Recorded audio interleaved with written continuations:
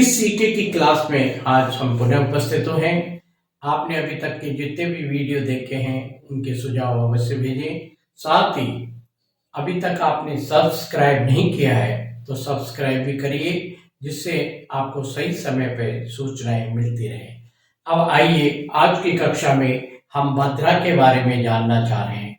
भद्रा अति महत्वपूर्ण मुहूर्त में इनमें काम में ली जाने वाली क्या काम करना चाहिए, क्या शुभ कार्य में कब अमंगलकारी होती है, कैसे कौन से कार्य में मंगलकारी होती है, उसके बारे में आपको बताने जा रहे हैं। भद्रा सूर्य की पुत्री है, शनि की बहन है और छाया से उत्पन्न हुई है। सूर्य की जो एक पत्नी छाया है उससे ये उत्पन्न हुई है। ब्रह्मा जी ने उपदेश और ज्ञान दिया और फिर उसको भद्रा को, ये बिल्कुल कुरूप और इस प्रकार की थी, तो उसको ब्रह्मा जी ने 7 करण में एक करण जो विष्टिकरण होता है वो इसके नाम से जाना जाए, उसमें उसको स्थान दिया है। विष्टिकरण ही भद्रा कहा जाता है। आइए, 7 करण कौन से हैं? पहले टोटल कुल 11 करण होते हैं। 7 करण चर करण होते हैं और 4 करण स्थिर करण होते हैं। ये 7 करण हैं आपके बौ, पालव, कोलव, तैतिल, गार, वणिज और विष्टि, और इस विष्टि का ही नाम भद्रा है। ये महीने में आपके 8 बार आते हैं, यानी कि ये 7 करण 8 बार आएंगे, ये 56 होंगे। और इस प्रकार से 4 करण जो है आपके महीने में एक बार आता है, वो है शकुनी। ये कृष्ण पक्ष की चतुर्दशी को उत्तरार्ध वाला करण होता है। फिर अमावस्या को चतुष्पद और नाग, ये 2 करण होते हैं। और शुक्ल पक्ष की प्रतिपदा को पहला जो करण होता है वो किस्तुगन होता है। इस प्रकार से ये 4 करण फिक्स है कृष्ण पक्ष की चतुर्दशी के उत्तरार्ध से और आपके शुक्ल पक्ष की प्रतिपदा के पूर्वार्ध तक ये 4 करण आपको मिलेंगे, शकुनी, चतुष्पद, नाग और किस्तुगन। यानी कि एक तिथि में 2 करण होते हैं और 30 तिथियों में 60 करण हो जाएंगे आपके। तो 56 तो ये जो करण है वो, और 4 करण जो फिक्स है, इस प्रकार से कुल आपके 60 करण हो जाएंगे।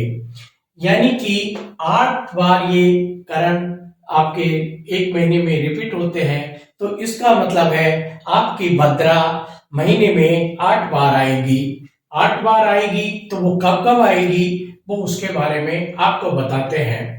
ये आपकी आएगी शुक्ल पक्ष में, पहली जो आएगी भद्रा चतुर्थी को आएगी और ये उत्तरार्ध में होगी।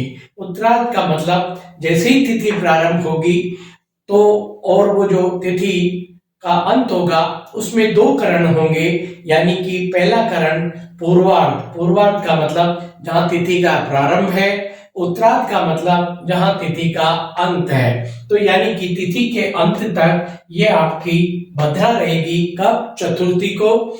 और जब अष्टमी को ये पूर्वार्ध में आएगी, यानी कि अष्टमी तिथि जब प्रारंभ होगी वहां से शुरू होगी और जब मध्य में ये समाप्त हो जाएगी आपकी। एकादशी को ये उत्तरार्ध में आएगी। तो यानी कि एकादशी तिथि जब प्रारंभ होगी और उसका जो मध्य आएगा उसके बीच से शुरू होगी, मध्य से शुरू होगी और उत्तरार्ध तक रहेगी एकादशी को। पूर्णिमा को ये पूर्वार्ध में, यानी कि जैसे ही पूर्णिमा प्रारंभ होगी वहां शुरू होगी और मध्य भाग तक, यानी कि यह आपकी भद्रा रहेगी। तो इस प्रकार से शुक्ल पक्ष में आपके चतुर्थी को उत्तरार्ध, अष्टमी को पूर्वार्ध, एकादशी को उत्तरार्ध और पूर्णिमा को पूर्वार्ध रहेगी। अब इसके पश्चात हम देखें ये कृष्ण पक्ष में आपके कब कब आएगी। कृष्ण पक्ष में तृतीया तिथि को उत्तरार्ध की होगी, यानी कि कृष्ण पक्ष की तृतीया को उत्तरार्ध का मतलब है जब तिथि प्रारंभ हो जाए तृतीया तिथि, वो जो बीच में मान आएगा उसका, वहां से प्रारंभ होके और जब समाप्त होगी तृतीया तिथि तब तक की आपकी रहेगी भद्रा। इसी प्रकार से सप्तमी को पूर्वार्ध में है, यानी कि सप्तमी तिथि का जहां प्रारंभ होगा और मध्यमान जो रहता है तिथि का वहां तक ये आपकी सप्तमी को रहेगी। दसवीं तिथि को ये उत्तरार्ध में है, यानी वही है मध्यमान से दसवीं तिथि के, और उत्तर जब तक समाप्त होगी तब तक ये आपकी भद्रा रहेगी। इसी प्रकार से चतुर्दशी कृष्ण पक्ष की को ये आपकी पूर्वार्ध रहेगी। पूर्वार्ध का मतलब चतुर्दशी जब प्रारंभ होगी वहां से ले जाके मध्यमान जो तिथि का होता है, मध्यमान का मतलब बीच का समय, वहां तक ये आपकी चतुर्दशी को रहेगी।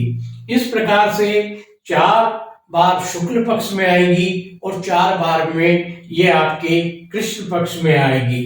इनके स्वामी यम हैं और यम भरणी नक्षत्र के भी हैं। किस्तुगन आपके जो है विश्वकुंभ योग है वो है, और दक्षिण दिशा जो आपके उसमें उसकी भी स्वामी यम ही है। ये भद्रा ज्यादातर किसमें देखी जाती है? यात्रा है, गृह प्रवेश है, खेती, व्यापार, उद्योग, अन्य जो मंगलकारी कार्य हैं उसके लिए उन्होंने कहा था ब्रह्मा जी ने कि तुम इसमें जो काम कोई करेगा उसमें आप विघ्न डालेगा तो वो पूरा नहीं हो पाएगा।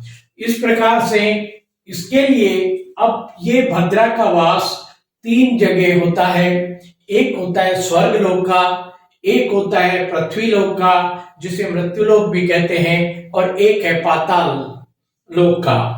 ये स्वर्ग लोक में कब होती है, पृथ्वी लोक में कब होती है, पाताल लोक में कब होगी, उसका ज्ञान हमको चंद्रमा का पता होना चाहिए। आज चंद्रमा किस राशि में है और जिस दिन भद्रा हो और चंद्रमा किस राशि में है उसके आधार पर वर्गीकरण किया जाता है।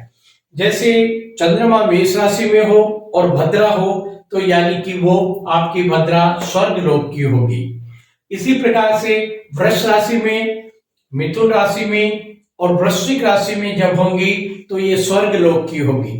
यानी कि चंद्रमा मेष राशि, वृष राशि, मिथुन राशि और वृश्चिक राशि में है तो आपकी भद्रा स्वर्ग लोक की है। इसी प्रकार से कर्क, सिंह, कुंभ और मीन राशि में चंद्रमा होगा और उस दिन भद्रा होगी तो यानी कि आपकी भद्रा पृथ्वी लोक की कहलाएगी। इसी प्रकार से कन्या, तुला, धनु और मकर में जब चंद्रमा होगा तो भद्रा हो उस दिन तो वो आपकी पाताल लोक की कहलाएगी। इस प्रकार से हमने देखा कि ये 3 प्रकार की भद्रा का वास है, स्वर्ग लोक, पृथ्वी और पाताल लोक। ये लगभग 12 घंटे की होती है या 30 घटी की होती है। एक घटी में 24 मिनट होते हैं। इस प्रकार से कुल 720 मिनट की ये लगभग होती है। ये पूरा 30 घटी पूरी नहीं होती, कई बार 12 घंटे की नहीं होती है, लेकिन ये लगभग होती है।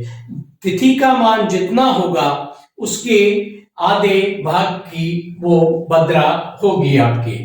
अब इसमें हम इन 30 घटी को इसका शरीर के वाइज मतलब शरीर में स्थान के अनुसार इसका वर्णन करते हैं।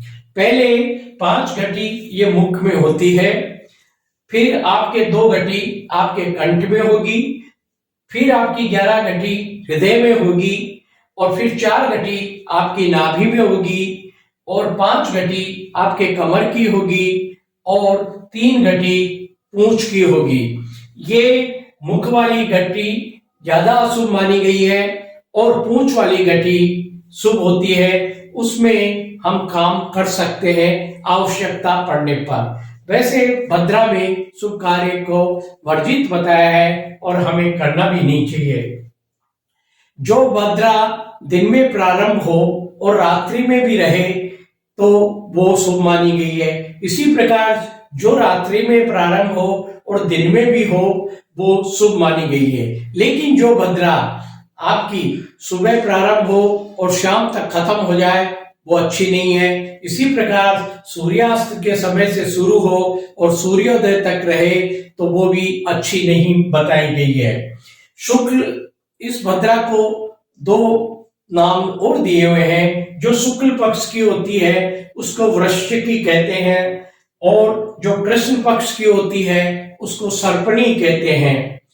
ये जो पूंछ भाग में जो वृश्चिक राशि की, राशि का मतलब वृश्चिक नाम की जो दिया है वो शुक्ल पक्ष में हो तो वो अच्छी नहीं मानी गई है। इसी प्रकार से कृष्ण पक्ष की सर्पणी मुख भाग में हो तो वो अच्छी नहीं है, उसमें मंगल कार्य करना निषेध बताया गया है।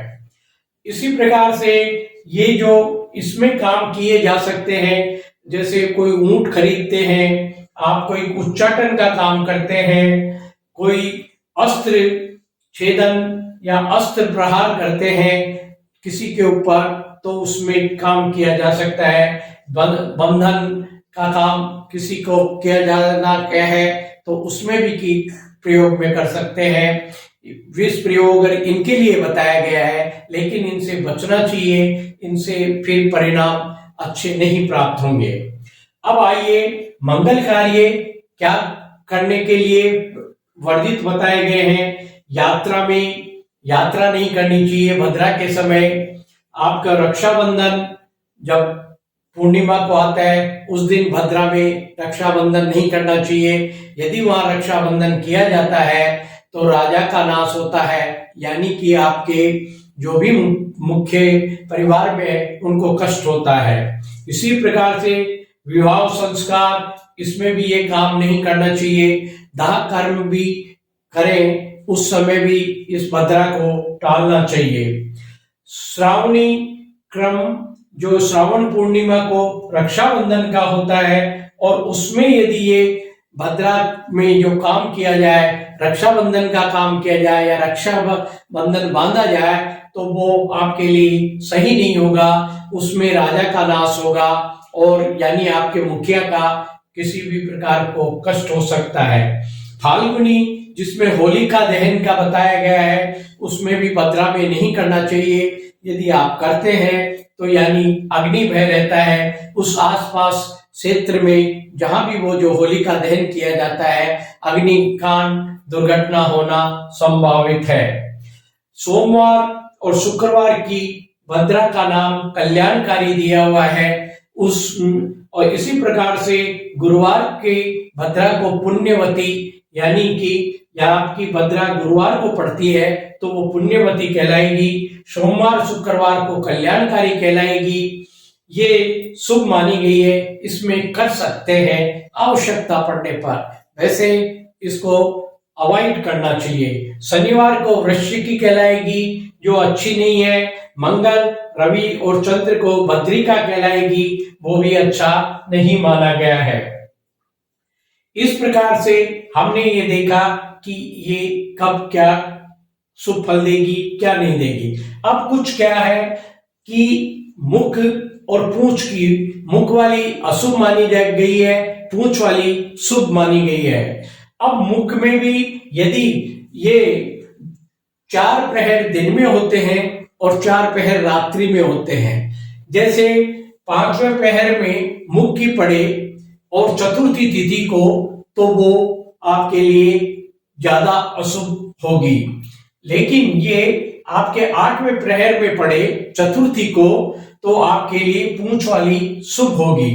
इसी प्रकार से अष्टमी को दूसरे प्रहर में पड़े तो ये मुख वाली होगी, और मुख की जो आपको घटी बताई है यदि वो दूसरे प्रहर में पड़े और तो वो अशुभ होगी। एकादशी को 7वें प्रहर ये रात्रि में आएगा, वो अशुभ होगी। पूर्णिमा को ये 4था प्रहर होगा, ये मुख में हो यानी कि ये दिन में होगा तो ये आपके लिए अशुभ होगी। पूंछ वाली शुभ होगी। चतुर्थी को 8वें प्रहर में, अष्टमी को 1 प्रहर में और एकादशी को 6ठे प्रहर में और पूर्णिमा को 3रे प्रहर में यदि पूंछ की है तो वो आपके लिए शुभ है। इसी प्रकार से कृष्ण पक्ष में 8वें प्रहर में यदि ये मुख में पड़े तो अशुभ है। यहाँ पे 8वें प्रहर में शुभ मानी गई है पूंछ वाली, लेकिन मुख वाली कृष्ण पक्ष को, तृतीया को ये अशुभ है। इसी प्रकार सप्तमी को 3रे प्रहर में और दसवीं को छठे पहर में और चतुर्दशी को पहले पहर में। 1 से 4 प्रहर दिन के होते हैं और 5 से 8 प्रहर तक रात्रि के प्रहर होते हैं। इसी प्रकार से पूंछ वाली जो बड़े प्रहर तृतीया को 7वें प्रहर में, सप्तमी को दूसरे प्रहर में, दसवीं को 5वें प्रहर में और चतुर्दशी को चतुर्थ प्रहर में ये पूंछ की जो पड़े तो आपके लिए शुभ होगी। इसी प्रकार से अब इनका 12 नाम है जो यदि कोई किसी के लिए ये विष्टि भद्रा में जन्म हो या विष्टि भद्रा में कोई काम कर लिया है तो आप ये 12 नाम आप यदि जपेंगे तो आपके लिए ठीक सुफलदायी बन सकती है, या आपके कोई बीमारी व्याधि है उसमें निवारण हो सकता है, कष्ट को दूर हो सकता है। ये है धन्या दधिमुखी भद्रा महामारी खरानना कालरात्रि महारुद्रा विष्टि कुलपुत्रिका भैरवी महाकाली असुराना शयंकारी। ये 12 प्रातःकाल यदि आप इनका स्मरण करते हैं तो आपको जो व्याधि है वो मिट सकती है, अतः इनका वो करना चाहिए, आपको मंत्र जाप करना चाहिए। ऐसे ही प्रार्थना मंत्र है इनका छाया सूर्ये सुते देवी विष्टि सृष्टिकर्ता अर्थायिनी पूजितासि यथा शक्त्या भद्रे भद्रप्रदा भव। ये मंत्र भी आप जप सकते हैं, जिससे आपको प्रार्थना करने से विष्टिकरण का जो जन्म है तो उनको अवश्य करना चाहिए। और धन्यवाद, देखते रहिए हमारे अन्य वीडियोज भी और लाइक करें और सब्सक्राइब जरूर करें। हम अगली कक्षा में फिर पुनः उपस्थित होते हैं आपके समक्ष। धन्यवाद।